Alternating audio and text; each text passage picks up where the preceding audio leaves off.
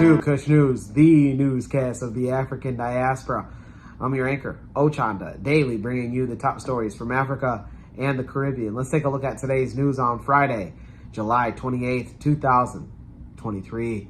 We go to Niger, where soldiers have declared a new head of state.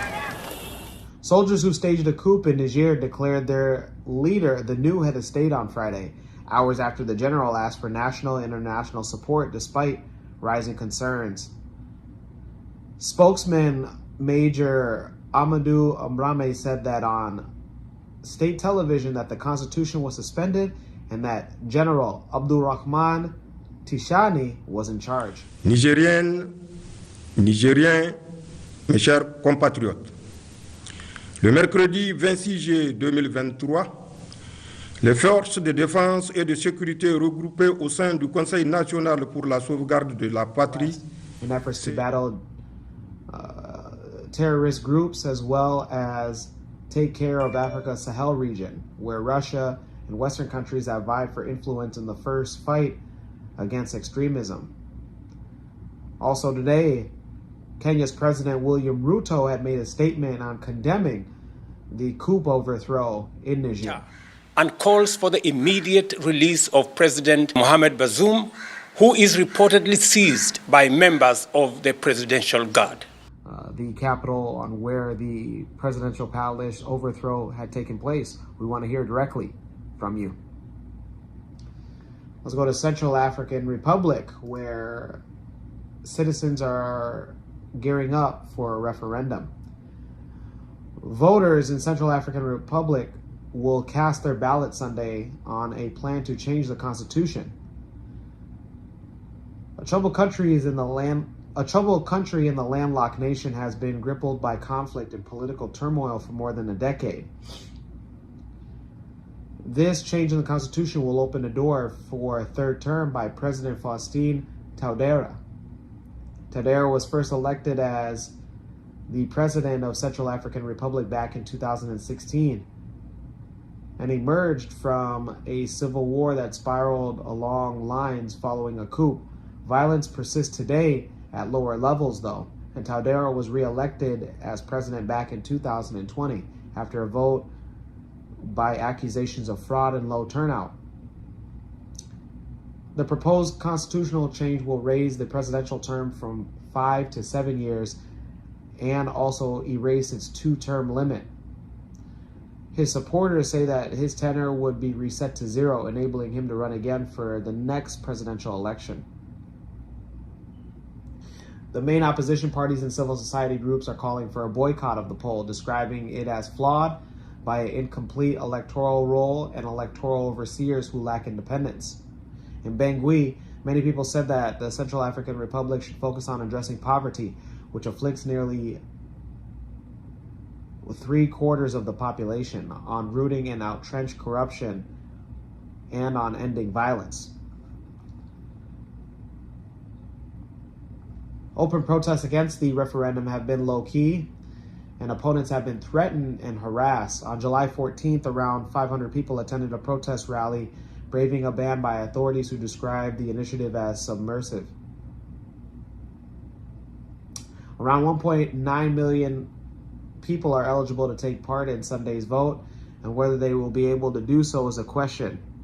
Touadera has said that Russia and Rwanda, which has also increased its influence in the CAR, would support its security for the vote.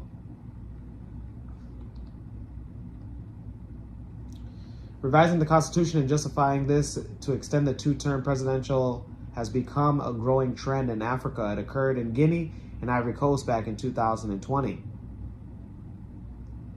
Those in Central African Republic, let us know if you are one of the eligible voters and if you will cast your constitutional right.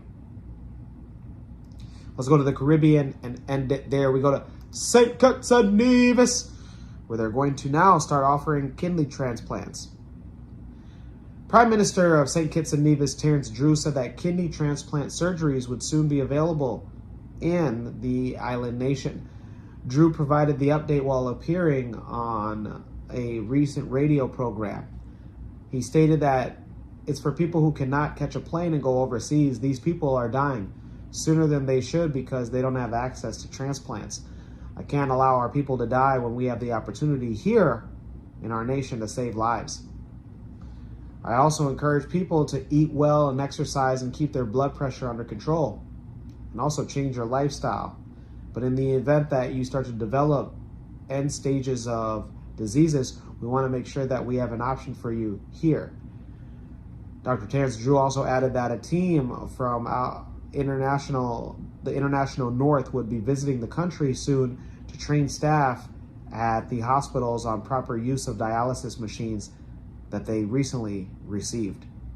Those inside Quetzalivas, let us know on your excitement on being able to have kidney transplant surgeries in the country. When we come back, we'll have today's African proverb of the day. Don't go anywhere. My name is Ochanda, but I go by MC Cadero. Who's ready to hear some hip hop?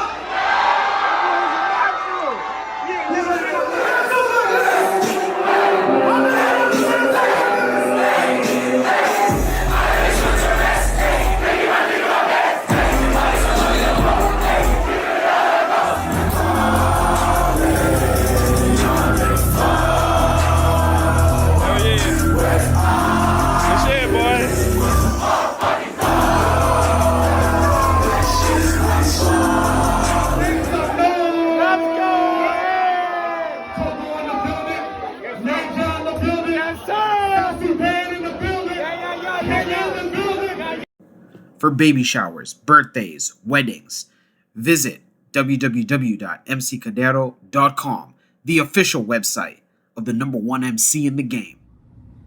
Welcome back. Let's take a look at today's African proverb of the day, and it comes to us from Uganda, the land of Matoke. What's going on, UG?